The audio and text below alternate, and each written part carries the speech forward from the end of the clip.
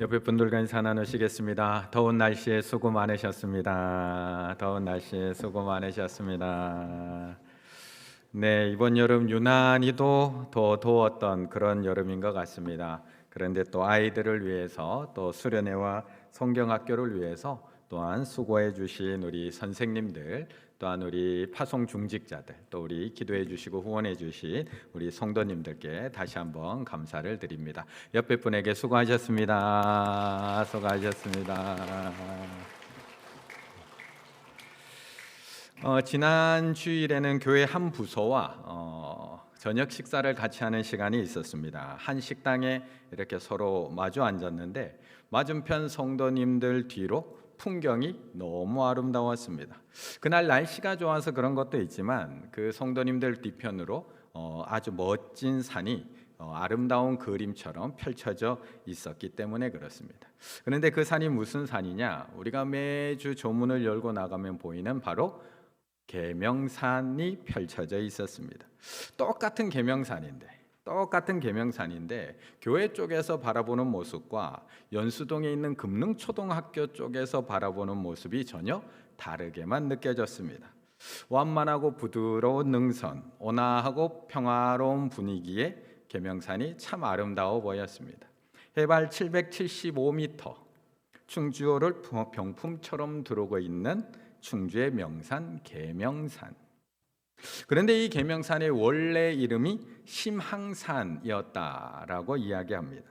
18세기 중엽에 만들어진 해동 지도에는 심항산이라고 표기되어 있었다고 합니다. 그런데 18세기 중엽을 지나면서 그려진 충주목 지도나 1898년에 그려진 지도에 보면 심항산이 아니라 계족산이라는 이름으로 표기가 되어 있습니다. 결국 이 심항산이 1800년대 중반을 지나가면서 계족산이라는 이름이 바뀌었다라는 것을 알 수가 있습니다. 그렇다면 어떻게 심항산이 계족산이라는 이름으로 바뀌었을까? 이에 대해서 재미있는 이야기가 하나 전해져 오고 있습니다. 얼쑤. 원래 이쪽에서 해줘야 되는 건데. 네. 옛날 심항산에는 진해가 많았다고 합니다. 그래서 그 고을에 골칫거리였다고 합니다. 그러던 어느 날 성주의 딸이 심항산 기슭에서 이 진해에 물려 죽는 일이 발생하게 됩니다. 아이고. 그래서 성주가 백성들을 다 동원해서 이 심항산에 있는 진해를 퇴치하려고 했는데 좀처럼 그 많은 진해들을 퇴치할 수가 없었고 줄어들지가 않습니다. 결국 이 성주는 심항산 정상에다가 제단을 마련해 놓고 하늘과 신에다가 기도를 드리기 시작을 합니다. 그렇게 정성을 들이던 7일째 되던 날 신선이 나타나서 어허 이도끼가 니 도끼냐 이도끼가 니 도끼냐라고 물은 것이 아니라 진해를 없애려거든 산에다가 닭을 먹이도록 하여라 라고 이야기해 주었다고 합니다. 이에 성주가 백성들을 시켜서 산에다가 닭을 풀어놓고 닭들이 그 진해를 잡아먹으면서 그 많던 진해들이 다 사라지게 되었으니 얼쑤 그때부터 심항산이 계족산이 되었다라는 전설이 흘러내려오고 있습니다. 그때부터 산 전체에 닭의 발이 닿지 않는 곳이 없다. 계족산, 닭개자에 발족자를 써서 계족산이 되었다고 합니다. 그렇다면 지금 우리가 계명산이라고 부르는데 계명산은 언제부터 되었을까? 우리가 계속 듣고 있어도 이 계족산 어감이 그리 좋지는 못합니다. 그런데 이 이름을 쓰면서 충주에서 부자가 나지 않는다는 소문이 돌기 시작을 했습니다. 닭이 먹이를 먹으면서 땅을 헤집고 다니다 보니까 충주 고을 안에 있는 재산이 자꾸 밖으로 나간다라고 주민들이 생각하기 시작을 했습니다. 그래서 닭개자의 발족자가 아니라 닭개자의 울명자를 써서 아침을 알리는 닭울음 계명산으로 이름을 바꾸게 되었고 지금 우리가 쓰는 계명산이라는 이름으로 저 산을 부르게 되었습니다. 이런 재밌는 이야기가 담겨 있는 것이 바로 우리 충주의 계명산입니다. 다 알고 계셨죠? 저만 몰랐던 거죠? 네. 그런데 우리가 이런 이야기가 담겨 있고 우리 눈에는 너무나 아름다워 보이는 이 계명산이 다른 지역 사람들이 볼 때 다른 지역에 있는 좋은 산에 비하면 어떤 산일까요?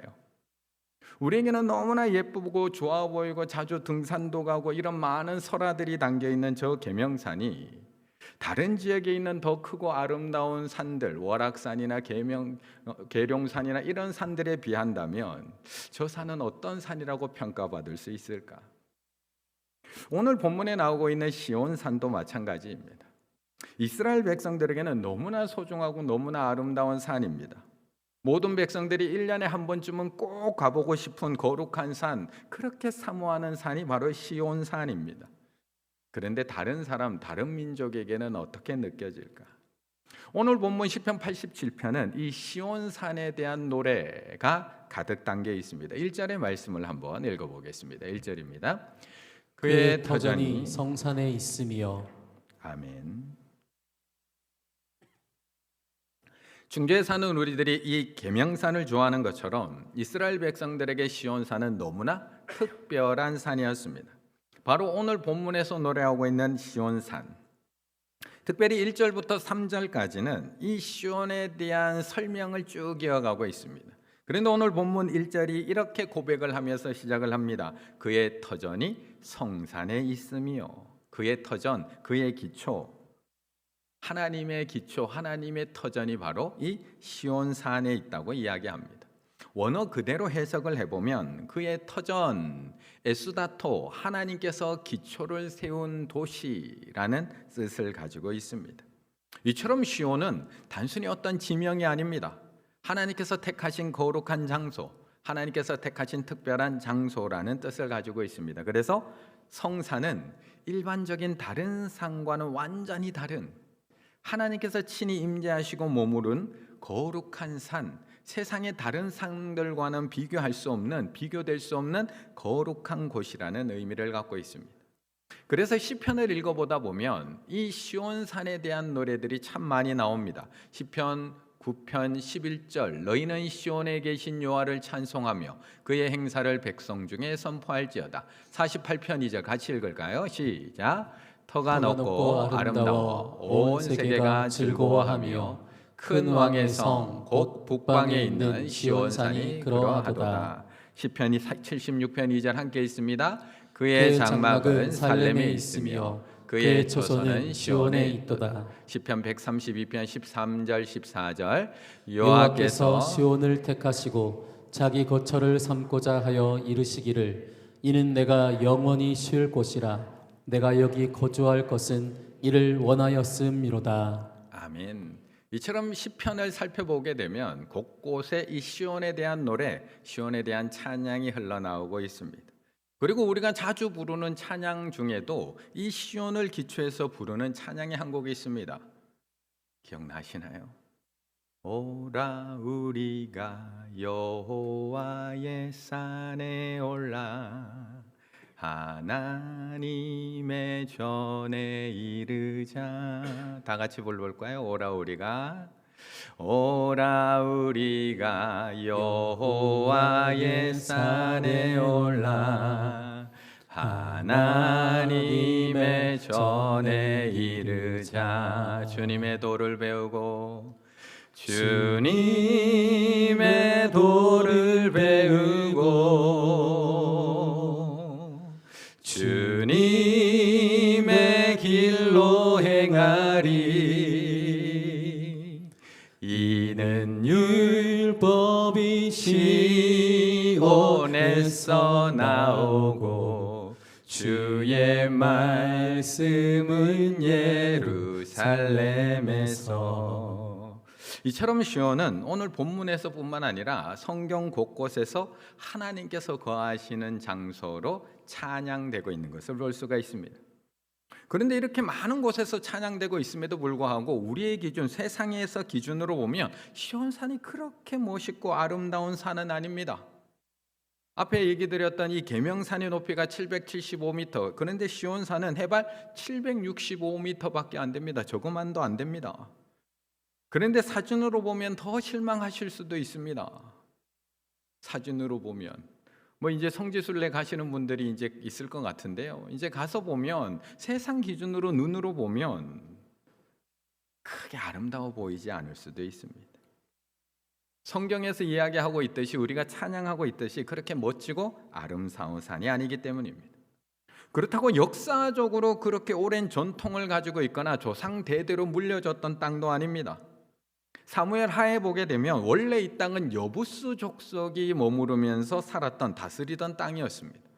그런데 다윗이 이 땅을 점령을 하고 성곽을 쌓고 거기를 다윗성이라고 부르기 시작을 합니다. 이후에 그곳에 법궤를 가져다 놓고 그의 아들 솔로몬이 이곳에 성전을 세우고 난 이후에야 하나님께서 내가 이제 거기에 머무시겠다라고 약속해 주신 땅입니다. 그런데 왜 하나님은 이렇게 보잘것없는 이 시온산을 선택하신 걸까? 세상 이보다 훨씬 더 아름답고 멋진 산들이 그렇게 많은데 왜 하필 저렇게 산 같아 보이지 않는 저런 산, 시온산을 선택하신 걸까? 2절에서 그 이유를 말씀하고 있습니다. 2절의 말씀 같이 읽습니다. 여호와께서 야곱의 모든 거처보다 시온의 문들을 사랑하시는도다. 아멘. 우리의 눈에는 이렇게 볼품없어 보이는 시온산이 하나님의 눈에는 다르게 보이는 것 같습니다. 제 눈에는 저 앞에 있는 계룡산이 훨씬 더 멋있어 보이는데 하나님의 눈에는 가장 작고 연약한 이스라엘 백성들이 가장 사랑스러워 보였던 것처럼 가장 작고 보잘것없는 이 시온산이 더 사랑스러워 보였던 것 같습니다. 그래서 2절에 이렇게 얘기합니다. 여호와께서 야곱의 모든 거처보다 시온의 문들을 사랑하시는도다. 사랑하시는도다. 오헤브. 이게 어디다 쓰이는 사랑한다라는 뜻이냐 하면 아버지가 아들을 사랑할 때 오헤브, 남편이 아내를 사랑할 때 오헤브, 아내가 남편을 사랑하고 사용되는 단어가 바로 이 사랑하시는도다. 오헤브. 시온을 바라보시는 하나님이 어떤 눈으로 바라보시는지를 우리에게 묘사해 주고 있습니다. 물론 이 말씀이 하나님께서 다른 지역은 사랑하지 않고 여기만 사랑하신다는 것을 의미하지는 않습니다. 하나님은 이스라엘 전체를 다 사랑하십니다. 하지만 그럼에도 하나님께서 거하시기로 약속하신 이 시온을 더 특별하게 사랑하신다라고 말씀하고 있습니다. 그런데 이 2절을 조금만 더 자세히 눈을 집중해서 읽어보면 하나님이 그냥 시온을 사랑한다고 말씀하고 있는 것이 아니라 시온의 뭐를요? 문들을 사랑하시는도다라고 얘기합니다. 그냥 시온을 사랑한다가 아니라 시온의 문들을 사랑하신다라고 말씀합니다. 시온의 문들, 예루살렘 당시 신약 당시에 있었던 그 성전에는 예루살렘에 8개의 문이 있었습니다. 매일 밑에 보면 시온 문부터 시작해서 분문, 동문, 사자문, 헤롯문, 다메섹문, 세문, 욥바문 총 8개의 문이 예루살렘 성을으로 통과되는 8개의 문이 있었습니다. 그런데 구약에 보면 느헤미야서에 보게 되면 느헤미야가 성벽을 재건할 때에는 이 예루살렘에 10개의 문이 있었다라는 것을 우리 또한 알 수가 있습니다. 느헤미야 3장에 보면 그 10개의 문들이 기록되어 있습니다. 사실 예루살렘 성문이 몇 개인가가 그렇게 중요한 것은 아닙니다.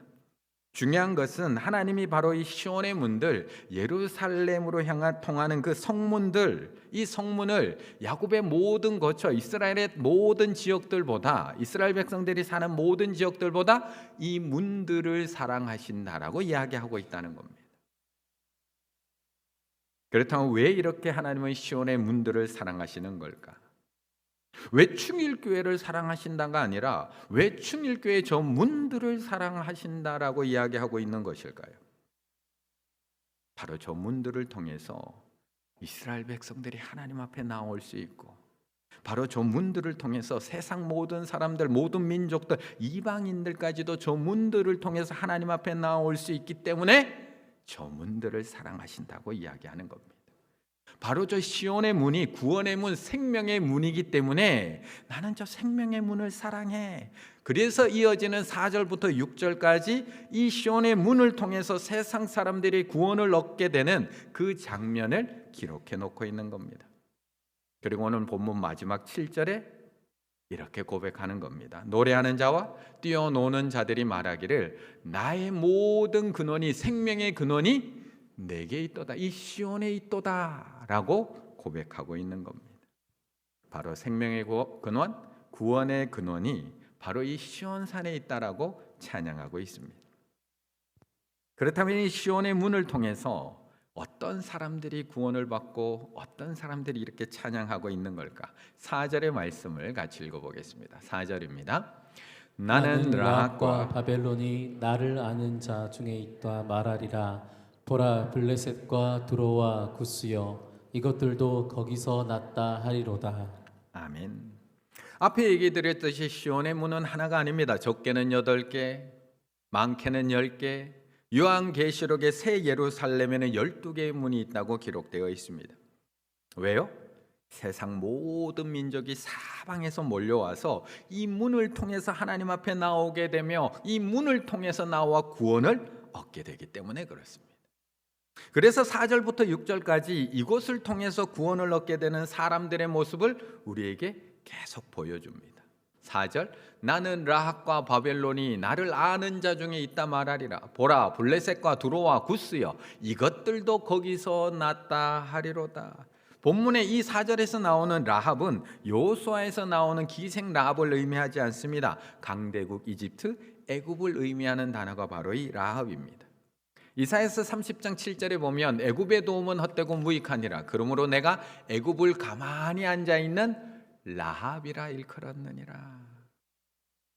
애굽과 바벨론은 당시에 가장 강력한 나라로서 항상 이스라엘을 공격하고 짓밟고 노예로 끌고 갔던 나라, 하나님을 대적했던 나라들인데 이 나라들이 하나님을 아는 자 중에 있다라고 말씀하고 있는 겁니다. 하나님을 대적하는 저 사람들이 저 문을 통해서 구원을 얻게 된다라고 말씀하고 있는 겁니다.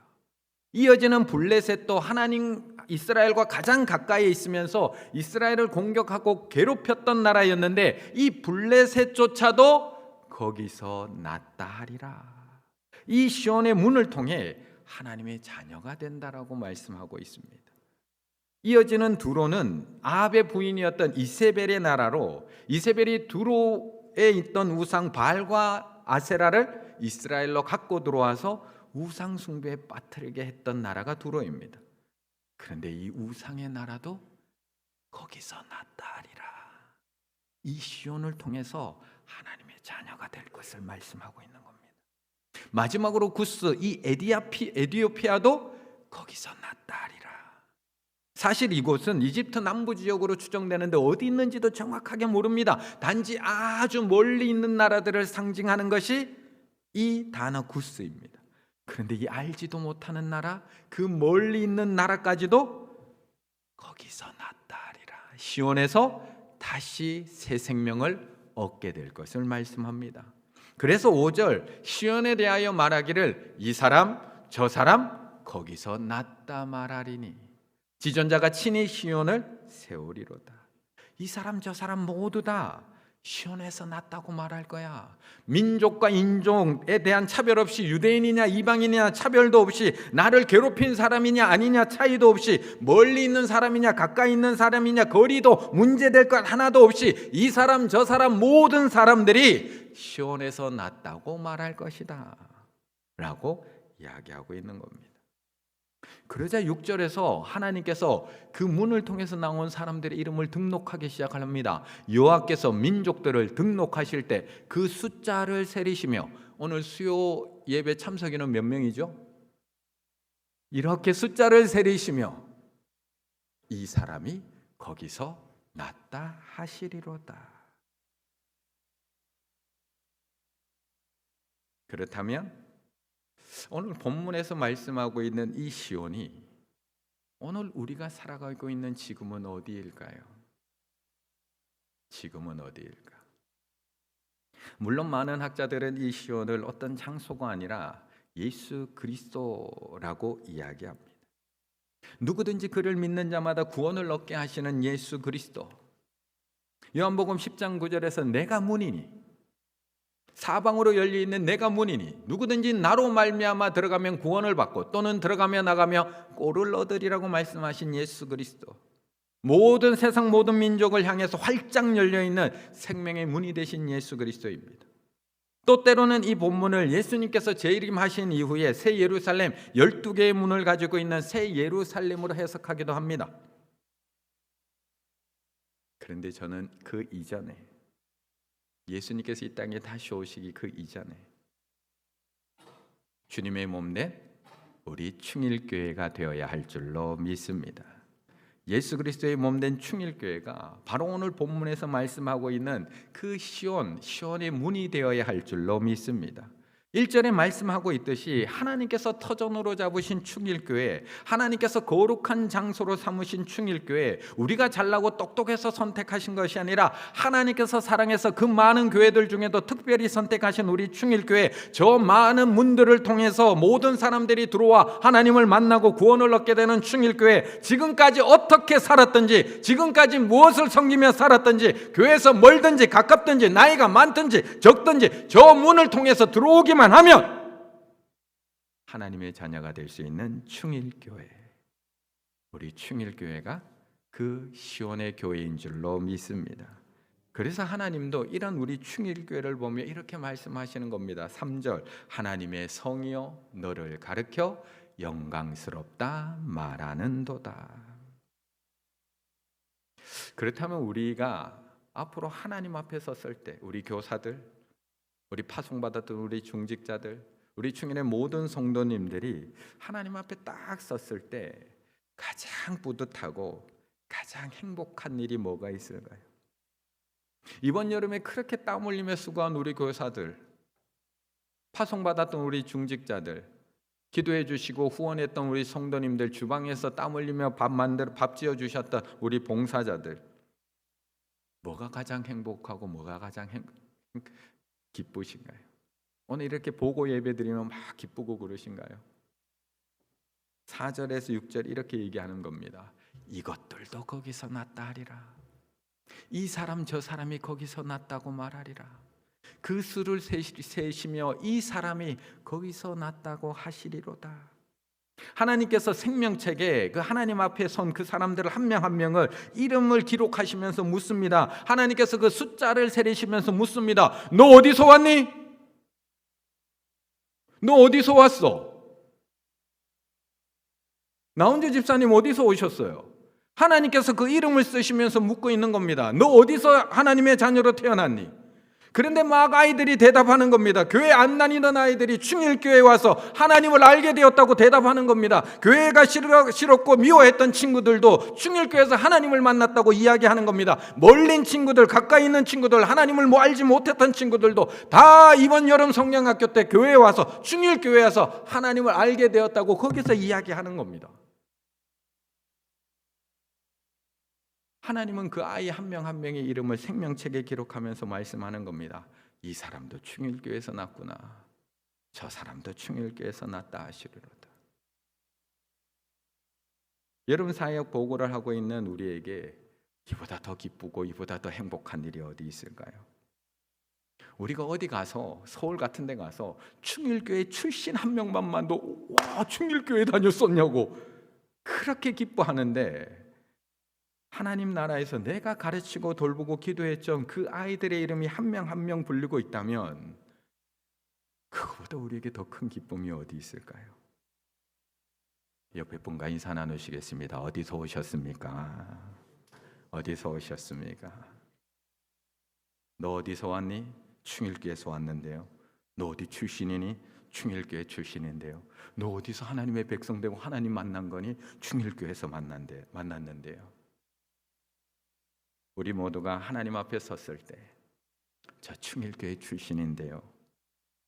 이 소리를 가장 많이 들으실 수 있는 우리 충일의 교사들, 우리 충일의 중직자들, 우리 충일의 성도님들 다 되시기를 간절히 바라겠습니다.